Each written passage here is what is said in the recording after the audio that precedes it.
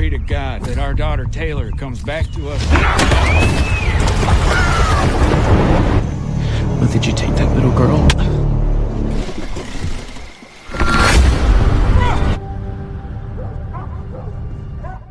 Film diawali dengan menampilkan sejumlah polisi dengan anjing pelacak yang mengejar seorang penjahat bersenjata di dalam hutan. Sayang tampaknya usaha mereka gagal karena penjahat tersebut berhasil meloloskan diri. Beralih ke tanggal 19 November 2018, di mana sebuah keluarga yang terdiri dari ayah bernama Paul, ibu bernama Wendy, dan putri mereka yang berusia 10 tahun bernama Tyler sedang dalam perjalanan untuk menuju tempat perkemahan. Selain mereka bertiga, Tyler juga membawa serta anjing kesayangan dan kalung merah favoritnya. Keluarga ini tampaknya sangat bahagia menyambut petualangan yang akan mereka lakukan di tempat perkemahan. Selang beberapa waktu, mereka akhirnya tiba di tempat perkemahan bernama RV Park yang dikelilingi oleh danau yang indah. Di sana, mereka disambut oleh pemilik tempat perkemahan bernama Tom. Paul dan Wendy memberitahu kalau mereka datang bersama putri mereka dan seekor anjing. Setelah Tom menyebutkan beberapa aturan, mereka pun memarkirkan bus di titik yang Tom tunjukkan. Selagi Paul mempersiapkan perkemahan mereka, Wendy pergi ke toko milik Tom untuk membeli sejumlah keperluan. Dalam perjalanan, Wendy mencoba menyapa seorang petugas kebersihan bernama Justin, tetapi Justin tidak memberikan tanggapan positif. Saat Paul sibuk menyiapkan alat pancing, perhatiannya teralihkan pada seorang wanita cantik bernama Miranda yang tengah berendam di bak mandi di depan danau. Menyadari hal itu, Miranda pun menyapanya. Miranda mengaku datang bersama suaminya dan berkemah bersebelahan dengan mereka. Paul kemudian mengundang Miranda dan suaminya untuk makan malam bersama mereka. Selang beberapa saat, Wendy kembali dari toko dengan membawa sejumlah makanan ketika anjing mereka keluar dari bus seorang diri, di mana Tyler juga tidak menyahut panggilan mereka. Karena itu Wendy memasuki bus untuk mencari putrinya tersebut, sayang ia tidak dapat menemukannya. Hal ini sontak membuat keduanya khawatir, jadi mulai mencari Tyler yang mereka pikir hanya bersembunyi di sekitar area itu. Cukup lama mencari, mereka tetap tidak dapat melihat tanda-tanda keberadaannya, sehingga memutuskan untuk menghubungi polisi. Tak lama kemudian sejumlah polisi berdatangan ke lokasi untuk melakukan pencarian. Dalam perjalanan mendatangi Paul dan Wendy, seorang sheriff bernama Baker meminta wakilnya memastikan agar Paul dan Wendy tidak mengetahui tentang kabar buronan yang melarikan diri ke hutan di area itu. Namun, wakilnya mengatakan bahwa kedua orang tua tersebut sudah mengetahuinya. Jelas, buronan yang mereka maksudkan adalah pria bersenjata yang kabur ke hutan di awal film. Wendy kemudian mengutarakan kekhawatirannya bahwa hilangnya Tyler mungkin terkait dengan tahanan yang melarikan diri. Tetapi sheriff meminta mereka tenang dengan memberitahu kalau buronan tersebut telah tertembak dan dalam kondisi terluka, jadi menculik Tyler justru akan memperlambatnya. Saat dimintai keterangan, Paul memberitahu bahwa ia merasa yakin putrinya menghilang selama dirinya berbicara dengan Miranda, di mana saat itu suami Miranda tidak terlihat di sana. Hanya saja, Baker menjelaskan kalau mereka harus memiliki bukti untuk kecurigaan tersebut. Baker juga telah memastikan agar siapapun tidak boleh meninggalkan area perkemahan sampai kasus tersebut selesai. Baker meminta Paul dan Wendy tidak melibatkan diri dalam pencarian Tyler, mengingat buronan yang masih berkeliaran itu bersenjata dan berbahaya. Baker lantas memberikan sebuah radio dan kartu namanya, serta memberitahu kalau selama 32 tahun ia bertugas, tidak pernah ada kasus anak hilang. Malam hari, Wendy yang sangat cemas dengan nasib putrinya memohon kepada Paul agar mereka tetap melakukan pencarian. Menyadari kecemasan di wajah sang istri, Paul setuju untuk melakukannya, tetapi mengingatkan agar jangan sampai para polisi melihat mereka. Lalu selagi polisi melakukan pencarian ke dalam hutan dengan anjing pelacak, Paul dan Wendy mencoba untuk menjelajahi sisi lain dari hutan. Cukup jauh dari lokasi perkemahan, tanpa sengaja mereka melihat api unggun. Saat didekati, mereka menemukan seorang pria terluka yang tertidur di sekitar api unggun, membuat mereka berasumsi kalau pria itu adalah buronan yang dicari polisi. Karena itu Paul menyarankan agar mereka memberitahu polisi, tetapi Wendy menolak. dan dengan perlahan mencoba mengambil senjata pria itu. Namun, tiba-tiba pria itu terbangun, menyebabkan Wendy secara refleks menarik pelatuk tepat di depan wajahnya. Wendy, give me that. Para polisi yang juga mendengar suara tembakan akhirnya bergegas mencari asal suara. Pada hari kedua Taylor menghilang, Wendy yang merasa gelisah setelah kejadian semalam bersikeras melaporkannya kepada polisi. Tetapi Paul menolak lantaran menganggap itu hanyalah sebuah kecelakaan. Lagi pula menurutnya pria tersebut adalah seorang buronan. Di tengah diskusi, mereka mendengar Baker memanggil. Jadi Paul segera menyembunyikan senjatanya sebelum mempersilahkan Baker masuk. Tatkala menyeduhkan kopi untuk Baker, Paul memperhatikan kupluk Wendy yang bernoda darah tergeletak di atas meja, tepat di dekat tangan Baker. Khawatir Baker akan mencurigainya, maka dengan sengaja Paul menumpahkan kopi dan dengan cepat menyekanya menggunakan kupluk tadi. Shit, I'm so sorry. God. Selama percakapan, Baker memberitahu bahwa mereka berhasil menangkap narapidana yang melarikan diri di sebuah bus saat hendak kabur ke negara bagian lain. Hanya saja setelah diinterogasi, buronan tersebut diyakini tidak terkait dengan hilangnya Tyler. Namun yang mengejutkan, Baker memberitahu kalau polisi menemukan seorang pekemah yang terbunuh tadi malam. Menurutnya pekemah itu secara rutin mengunjungi daerah tersebut guna menikmati kehidupan di hutan belantara. Untuk sementara waktu, pihak kepolisian menganggap kematian pekemah itu tidak terkait dengan kasus hilangnya Tyler. Berhubung Tyler telah menghilang lebih dari 24 jam, maka Paul dan Wendy diminta ke kantor polisi untuk mengajukan laporan resmi orang hilang. Setelah Baker pergi, Wendy menjadi semakin tertekan menyadari dirinya telah membunuh orang tidak bersalah. Namun Paul bersikeras menganggap kejadian tersebut sebagai sebuah kecelakaan dan memintanya fokus untuk menemukan Tyler. Selang beberapa saat, Justin menemui mereka. Justin menyampaikan rasa simpatinya dan mengaku sama sekali tidak pernah melihat Tyler sejak mereka datang ke perkemahan itu. Justin kemudian bertanya mengenai usia Tyler, tetapi menggunakan to be dalam bentuk lampau, yaitu how old was he, bukannya how old is he, yang sontak membuat Wendy merasa heran lantaran Justin seolah menganggap Tyler sudah mati. Namun Justin meyakinkan bahwa dia tidak bermaksud apa-apa dan buru-buru pergi. Setelah pembicaraan canggung itu, Wendy menyiapkan sejumlah foto Tyler untuk dibawa ke kantor polisi. Di sana sidik jari pasangan ini diambil sebagai prosedur standar, membuat Paul merasa mereka diperlakukan seperti penjahatnya. Baker meyakinkan polisi sedang melakukan segala cara untuk menemukan Tyler. Jadi selain menyisir danau dan hutan, foto yang mereka bawa akan disebar di segala tempat. Baker juga melakukan konferensi pers, menyatakan bahwa sampai saat ini tidak ada indikasi Tyler diculik, sedangkan kematian pekemah di hutan adalah kasus berbeda. Ia bahkan mendorong siapapun untuk membantu melakukan pencarian. Sementara di trailernya, Justin yang menonton siaran itu tampak sangat gelisah. Selang beberapa waktu di perkemahan, Miranda dan suaminya yang bernama Eric mengunjungi Paul dan Wendy ketika anjing mereka tiba-tiba berperilaku tidak bersahabat. Saat Paul mengajak mereka makan bersama, dengan tidak sopan Wendy meninggalkan pembicaraan dan memasuki bus, sehingga Eric segera mengajak Miranda pergi. Wendy kemudian menuduh Paul bertanggung jawab atas hilangnya Tyler, karena menganggap putri mereka tersebut hilang saat Paul teralihkan oleh Miranda pada hari sebelumnya. Wendy juga dengan tegas menyatakan bahwa satu-satunya alasan dia masih bersama Paul hanyalah Tyler. Namun sebagai tanggapan, Paul mencoba menenangkannya. Tanpa mereka sadari, Miranda tengah mendengarkan percakapan mereka dari busnya.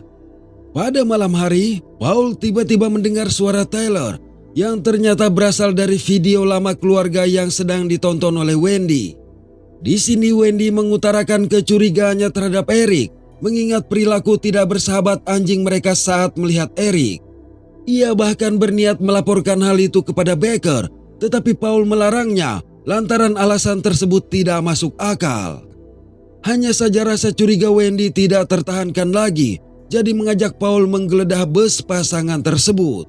Sejenak berpikir, Paul akhirnya menyetujui permintaan istrinya. Setelah berhasil menyelinap masuk, mereka pun mulai melakukan penggeledahan. Saat itu Paul hampir saja menyentuh kalung merah milik Tyler yang tersembunyi di dalam sebuah lemari ketika Wendy memintanya memeriksa sudut lain. Lalu dari sebuah lemari Wendy menemukan obat prenatal, menjelaskan kalau Miranda dan Eric sedang mencoba untuk memiliki bayi. Hal ini memperkuat keyakinan Wendy bahwa Miranda sengaja mengalihkan perhatian Paul selagi Eric menculik Tyler.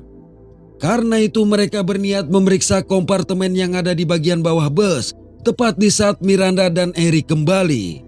Alhasil, mereka berpura-pura ingin mengetahui tentang kabar terbaru dari proses pencarian Tyler, karena Miranda dan Eric ikut melakukan pencarian.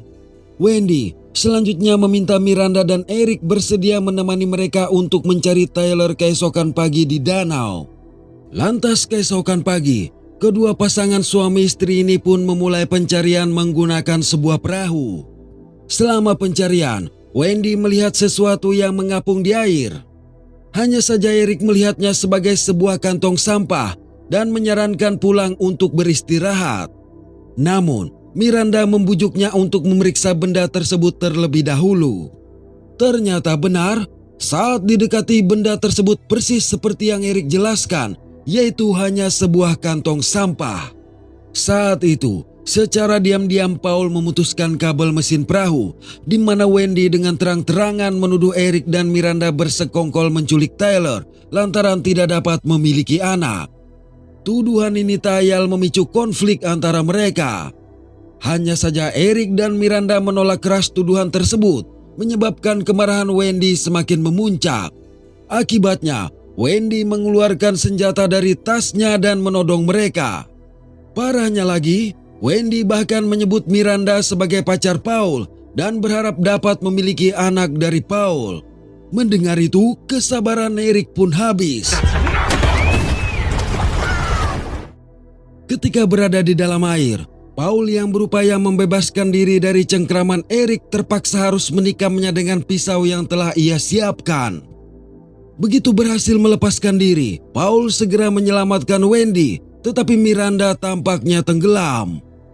Siang itu Baker kembali mengunjungi Paul dan Wendy, menawarkan mereka untuk menemui seorang konselor duka. Namun, tawaran ini malah membuat Wendy kecewa karena menganggap mereka masih memiliki harapan untuk menemukan Tyler dalam kondisi hidup. Setelah meninggalkan pasangan itu, Baker mencoba mengetuk pintu bus milik Eric dan Miranda, tetapi tidak ada yang merespon. Yang membuatnya heran, pintu kompartemen di bawah bus rusak, yang mana di dalamnya terdapat sejumlah peralatan mencurigakan. Karena itu ia memutuskan masuk ke bus untuk memeriksa. Selama pencarian, Baker menemukan kalung merah yang kita ketahui milik Tyler. Selain itu, ia juga menemukan obat prenatal dan alat tes kehamilan di dalam lemari ketika seorang deputi melaporkan bahwa mereka telah menemukan sesosok mayat.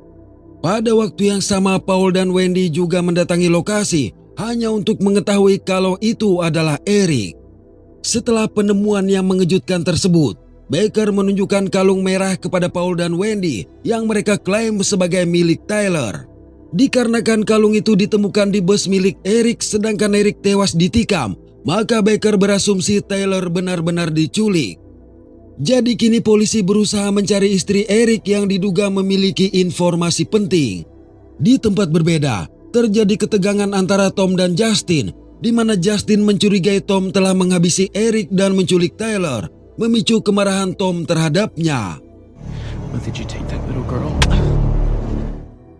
Tom memperingatkan agar Justin tidak berbicara apa-apa kepada sheriff sebelum memberinya sebungkus obat terlarang. Belum diketahui apa yang sebenarnya mereka sembunyikan, tetapi sebelum pergi, Justin meminta Tom tidak melibatkan dirinya. Malam hari, Paul memberitahu Wendy bahwa ia merasa yakin polisi akan menemukan Tyler. Namun di sisi lain ia juga yakin polisi akan mengetahui apa yang telah mereka lakukan pada pria di hutan, Eric dan Miranda. Jadi cepat atau lambat mereka berdua akan ditangkap. Kalimat ini tentunya membuat pikiran Wendy semakin tidak menentu, sehingga memutuskan keluar untuk menenangkan diri. Wendy lantas pergi menuju toko Tom, ketika terdengar suara-suara aneh dari sebuah ruangan khusus untuk pegawai. Penasaran, Wendy mencoba membukanya, namun bersamaan dengan itu Tom keluar seraya mengatakan bahwa tokonya tutup. Alhasil Wendy beralasan ingin membeli coklat dan menyewa sejumlah film. Setelah keluar dari toko, Wendy memperhatikan Tom meletakkan kunci pintu di atas lemari. Pada tengah malam, tiba-tiba Justin mengunjungi bus mereka dan mengucapkan simpatinya serta memberikan sebungkus coklat kepada Wendy. Perilaku aneh Justin ini membuat Wendy merasa curiga, jadi memutuskan untuk mengikutinya. Lalu dari jendela trailer, Wendy melihat Justin sedang menikmati barang haram, menjelaskan kalau dia adalah seorang pecandu. Oleh sebab itu Wendy bergegas kembali ke busnya sebelum ketahuan. Beberapa waktu berselang, Paul terbangun dan memutuskan berbaring di dermaga, tetapi perhatiannya tertuju pada riak air dari bawah dermaga. Dan ketika diperhatikan, Paul begitu tersentak menemukan tubuh Tyler yang mengapung. Dalam kepanikan, Paul berusaha membangunkan Tyler. Sayang, itu hanyalah mimpi buruk yang membangunkannya di pagi hari, di mana pada saat yang sama Wendy berteriak histeris mendapati anjing peliharaan mereka telah dibunuh. Kejadian yang semakin aneh dan mengerikan ini menyebabkan kesabaran Paul habis, apalagi tidak melihat adanya kemajuan dari upaya pencarian yang dilakukan oleh anak buah Baker. Paul lalu menyebutkan apa yang dilihat oleh istrinya tadi malam di trailer Justin dan menganggap Justin berperilaku mencurigakan. Sebagai tanggapan, Baker berjanji akan memeriksa Justin, tetapi meminta Paul membawa istrinya menginap di hotel. Hanya saja Paul menegaskan mereka tidak akan pergi kemana-mana sampai Tyler ditemukan. Selanjutnya Deputi memberitahu Baker bahwa tim forensik menemukan rambut di cincin Eric, namun Baker mengabaikannya. Berikutnya Justin menghadap Baker di kantor polisi. Justin yang tampak cemas ini mengaku tidak tahu apa-apa tentang kematian anjing keluarga Paul. Karena itu Baker membuka sebuah berkas yang ternyata berisi catatan kriminal Justin. Terungkap, Justin beberapa kali keluar masuk penjara atas kasus pencurian dan obat-obatan terlarang. Baker menjelaskan, obat-obatan tersebut dapat membuat Justin melakukan sesuatu yang biasanya tidak ia lakukan. Meskipun Justin bersikeras tidak tahu apa-apa, Baker curiga dia menutupi perbuatan seseorang. Baru saja Justin pergi, Baker menerima telepon yang membuatnya tergesa-gesa pergi ke rumah sakit. Ternyata Wendy telah menelan 1 botol penuh obat tidur, namun perawat meyakinkan bahwa obat itu telah mereka keluarkan sehingga Wendy akan baik-baik saja. Malam harinya, Justin memutuskan untuk berhenti menggunakan narkoba dan membuang semuanya ke bak sampah. Sementara Wendy yang sudah kembali ke perkemahan tampaknya tidak bisa tidur, jadi dia memutuskan pergi ke toko Tom untuk mengembalikan film yang dipinjamnya. Dan seperti sebelumnya, Wendy tidak menemukan Tom di meja kasir. Akibat hal ini, terbesitlah ide di benak Wendy untuk mengobati rasa penasarannya terhadap ruangan khusus pegawai yang tampak misterius itu. Setelah mengambil kunci dari atas lemari, Wendy segera membuka pintu dan memasuki ruangan. Di sana, ia melihat tempat tidur dan toilet, menyiratkan kalau Tom menjadikan ruangan itu sebagai tempat tinggal. Tetapi kemudian Wendy menemukan sebuah ruangan yang di dalamnya terdapat TV dan banyak kaset video. Penasaran, Wendy mencoba memutar salah satu video yang ternyata berisi rekaman Tom bersama seorang gadis remaja di dalam sebuah kamar. Hal ini sontak menyadarkan Wendy bahwa Tom adalah seorang predator anak gadis yang bisa saja melakukannya terhadap Tyler. Malang sebelum Wendy sempat bereaksi. Setelah memukul Wendy dari belakang hingga pingsan, Tom segera mengikat tangan dan kakinya. Manakala Tom sibuk mengumpulkan semua kaset videonya, Wendy pun siuman dan mencoba meraih obeng dari atas meja untuk melepaskan lakban yang membelenggunya. Ketika Tom keluar untuk meletakkan kaset video di mobilnya, Paul datang menanyakan keberadaan Wendy. Namun dengan berusaha tetap tenang, Tom mengaku tidak melihat Wendy dan tokonya juga sudah tutup.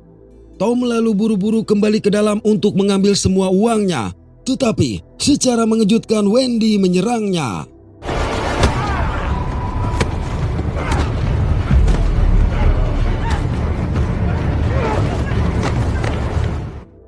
Setelah bertarung sengit, Wendy akhirnya berhasil menghabisi Tom dengan sebuah palu dan bergegas kabur. Lantas tanpa membuang waktu, ia melaporkan kejadian tersebut kepada Baker. Keesokan hari, tepatnya hari kelima Tyler menghilang, Baker membuat konferensi pers tentang insiden yang menewaskan Tom tadi malam. Ia menjelaskan bahwa telah ditemukan sejumlah video pornografi anak yang Tom lakukan, menyebabkan Tom diduga bertanggung jawab di balik hilangnya Tyler, dan kemungkinan terlibat juga dalam pembunuhan Eric serta hilangnya Miranda.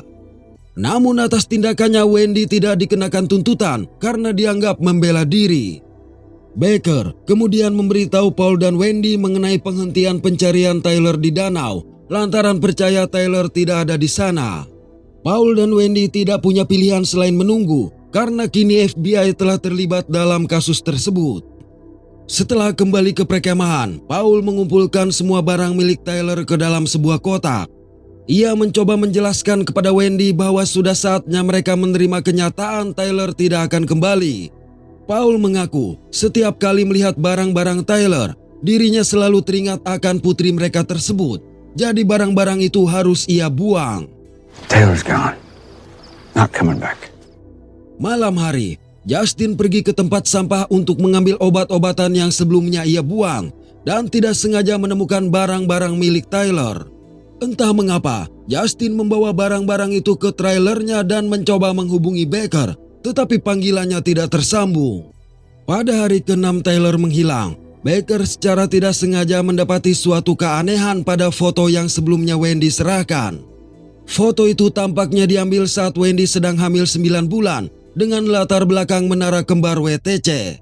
Karena itu Baker segera menghubungi deputinya. Mengingat menara kembar WTC runtuh pada tahun 2001, sementara mereka kini berada di tahun 2018, Baker merasa ada suatu kejanggalan karena tidak mungkin Taylor baru berusia 10 tahun sedangkan Wendy sudah hamil sejak 17 tahun silam. Akibat hal itu polisi segera menghubungi kakak Paul dan disinilah kebenaran akhirnya terungkap. Sang kakak menyatakan bahwa 6 tahun lalu Taylor tenggelam dan meninggal di sungai saat berkemah dengan keluarganya. Setelah kejadian tragis tersebut, Paul dan Wendy sempat menjalani terapi sebelum akhirnya berhenti. Menurutnya, Paul dan Wendy saling berbagi delusi, di mana mereka berdua berpikir Taylor masih hidup. Di tengah pembicaraan, seorang petugas memberikan kabar yang mengejutkan. Tim forensik mengklaim DNA dari rambut yang ditemukan pada cincin Eric adalah milik Paul. Mendengar itu, para petugas bergegas pergi ke lokasi perkemahan hanya untuk menemukan keluarga baru yang menempati lokasi bus Paul dan Wendy sebelumnya. Saat melihat boneka di dalam bus keluarga ini, Baker segera menanyakan keberadaan anak mereka. Alhasil, seketika itu pula kepanikan terjadi tatkala si anak menghilang dari ayunan yang dimainkannya. Beruntung anak itu kemudian muncul dari balik bus. Dari situ Baker menyadari dirinya telah tertipu mentah-mentah. Jadi, Paul sengaja meletakkan kalung milik Taylor di bus Eric dan Miranda untuk menyalahkan mereka. Depresi yang dialami juga memaksa Wendy menghabisi anjingnya sendiri.